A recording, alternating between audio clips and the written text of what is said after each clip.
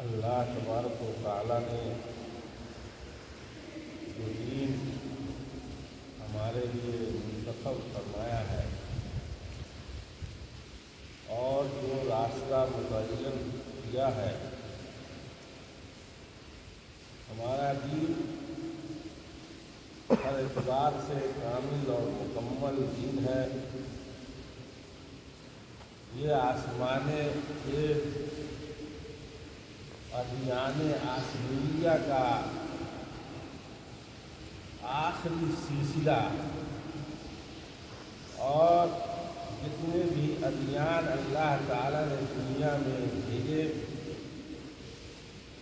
اس کا ختام مسک اللہ تبارک و تعالیٰ نے دین اسلام کو بنایا۔ اس لیے اس دین کے اندر سابقہ تمام ادیان کی خوبیاں رکھی گئی ہیں۔ جو بھی خامیاں پہلے کے ادیان میں مذاہب میں پائی گئی ان کی اصلاح کی گئی، اور اللہ تبارک و تعالیٰ نے دین اسلام کو پسند کر کے اس کو دین قویم اور دین متین بنایا، اپنا پسندیدہ دین بنایا۔ ان الدین عند اللہ الاسلام، اور یہ وہ دین ہے جس کے علاوہ اللہ تبارک و تعالیٰ دین کو نہ پسند کرتا ہے اور نہ اس کو قبولیت کا درجہ عنایت فرماتا ہے۔ اللہ تعالیٰ نے فرمایا ہے وَمَن يَبْتَغِ غَيْرَ الْإِسْلَامِ دِينًا فَلَن يُقْبَلَ مِنْهُ وَهُوَ فِي الْآخِرَةِ مِنَ الْخَاسِرِينَ۔ یہ دین جو اللہ کا محبوب اور اللہ تعالیٰ کا پسندیدہ اور اس کا مختار دین ہے،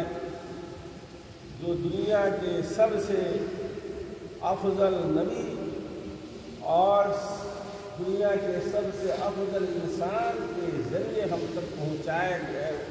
گیا ہے۔ اللہ تعالیٰ نے اس میں بہت ساری خوبیاں رکھی ہیں اور اس کے بڑے خصائص ہیں، بڑے امتیازات ہیں۔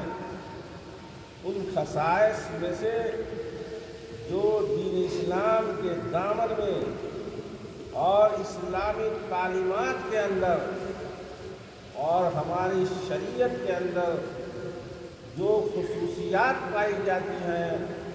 اور جو خوبیاں نظر آتی ہیں، ان میں سے ایک اہم خوبی یہ ہے کہ یہ دین خیر خواہی کا دین ہے۔ نبی اکرم صلی اللہ علیہ وسلم نے فرمایا ہے، تمیم الداری رضی اللہ تعالیٰ عنہ کی حدیث ہے، صحیح مسلم میں موجود ہے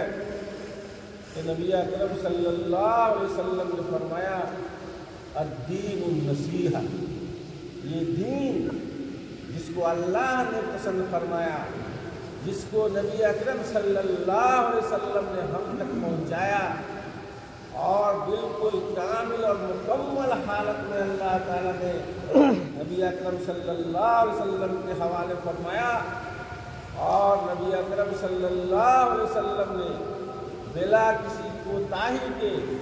اور بلا کسی تخفیف اور تقصیر کے امت محمدیہ تک مکمل دین کی تبلیغ فرمائی۔ یہ دین نبی اکرم صلی اللہ علیہ وسلم کی زبان میں خیر خواہی کا نام۔ جو سمجھے کچھ لوگ بہت ساری غلط فہمیوں میں مبتلا ہوتے ہیں، نماز ہی کو صرف اور صرف عبادات ہی کو یا صرف جو ظاہری شعائر ہیں اس کی ادائیگی کو دین سمجھتے ہیں اور اسی پر اکتفا کرتے ہیں۔ اکتفا نہیں بلکہ افتخار کا بھی اظہار کرتے ہیں، فخر ہوتا ہے کہ ہم تو بڑے دیندار ہیں، باقی سب دین بیزار لوگ ہیں۔ ان کو سوچنا چاہیے کہ دین کی جو تعریف نبی اکرم صلی اللہ علیہ وسلم کی حدیث کے اندر بیان فرمائی ہے، اس میں آپ نے فرمایا کہ دین النصیحہ، جس طرح عرفہ کے سلسلے میں آپ نے حج کے بارے میں فرمایا کہ الحج عرفہ، حج عرفہ ہے، یعنی عرفہ کے بغیر حج ممکن نہیں ہے۔ حج کا رکن یقین عرفہ میں قیام ہے۔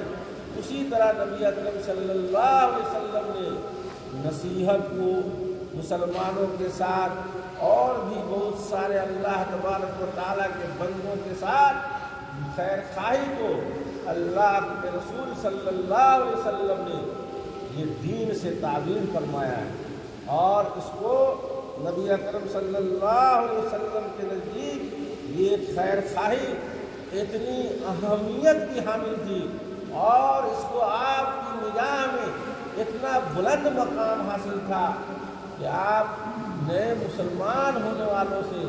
اپنے اصحاب کرام سے خیر خواہی پر بیعت لیا کرتے تھے، جس طرح نماز کی اقامت کی بیعت لیتے تھے اور جس طرح ادائیگی زکوٰۃ کی بیعت لیتے تھے، اسی طرح نبی اکرم صلی اللہ علیہ وسلم کا معمول تھا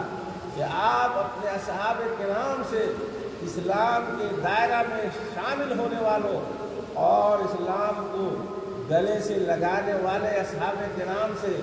آپ بیعت لیتے تھے، تو خیر خواہی کے اوپر بھی بیعت لیتے تھے کہ ہم اپنے مسلمان بھائیوں کے ساتھ یہ خیر خواہ ہوں گے اور ان کی خیر خواہی کریں گے۔ حضرت جریر بن عبداللہ البجلی رضی اللہ تعالیٰ عنہ کی حدیث ہے، معروف حدیث ہے، وہ فرماتے ہیں کہ بایعت رسول اللہ صلی اللہ علیہ وسلم علی اقام الصلاۃ و ایتاء الزکوٰۃ والنصح لکل مسلم، کہ میں نے نبی اکرم صلی اللہ علیہ وسلم کے ہاتھ پر بیعت کیا ہے، میں نے آپ سے یہ عہد کیا ہے، آپ کے ہاتھ پر ہاتھ رکھ کر کے میں نے آپ سے یہ وعدہ کر رکھا ہے، عہد کیا ہوا ہے کہ میں نماز قائم کروں گا اور زکوٰۃ کی ادائیگی کروں گا اور ہر ایک مسلمان کے ساتھ خیر خواہی کروں گا، اس کے ساتھ اچھا سلوک کروں گا، اس کا خیال رکھوں گا اور اس کے حقوق کو بحال کروں گا، مجھ سے جہاں تک ممکن ہو پائے گا میں جہاں تک کر سکوں گا اپنے مسلمان بھائی کو آرام پہنچانے کی کوشش کروں گا، سہولیات فراہم کرنے کی کوشش کروں گا، اس کے اوپر آنے والے مسائل اور مشکلات کا ازالہ کروں گا، اس کے غم کو بانٹوں گا، تقسیم کروں گا، اس کی ہر طرح سے مدد کروں گا، اس سے قدم ملا کر کے چلوں گا، اس کی مصیبت کو اپنی مصیبت سمجھوں گا اور اس کے دکھ کو اپنا دکھ سمجھوں گا، اس کی عزت کو اپنی عزت سمجھوں گا، اس کی ذلت کو میں اپنی رسوائی سمجھوں گا۔ یہ خیر خواہی کا مطلب ہے، اور یہ اخلاص کے معنی میں استعمال ہوتا ہے۔ النصیحہ هو الاخلاص، یعنی اخلاص، اپنے بھائی کے لیے مخلص ہونا، یہ نصیحت کرنا یا خیر خواہ ہونا کا مطلب خیر خواہ ہونے کا کہ اپنے بھائی کے لیے مخلص ہونا، دل سے اس کی بھلائی چاہنا اور دل سے اس کی حفاظت کرنا اور دل سے اس کو نفع پہنچانے کی کوشش کرنا، جس میں ریاکاری نہیں ہو، دکھاوا نہیں ہو، دنیاوی کوئی غرض نہیں ہو، کوئی ذاتی مصلحت نہیں ہو، کوئی سیاسی مفاد وابستہ نہیں ہو، ایسے جذبے اور پاک احساس کے ساتھ اور نیک خواہشات رکھنا اپنے مسلمان بھائی کے تعلق سے، یہ ہے نصیحت، اور اس کو نبی اکرم صلی اللہ علیہ وسلم نے دین سے تعبیر کیا ہے۔ آپ نماز پڑھتے پڑھتے بوڑھا ہو جائیے اور ہے نا آپ عمریں گزار لیجیے،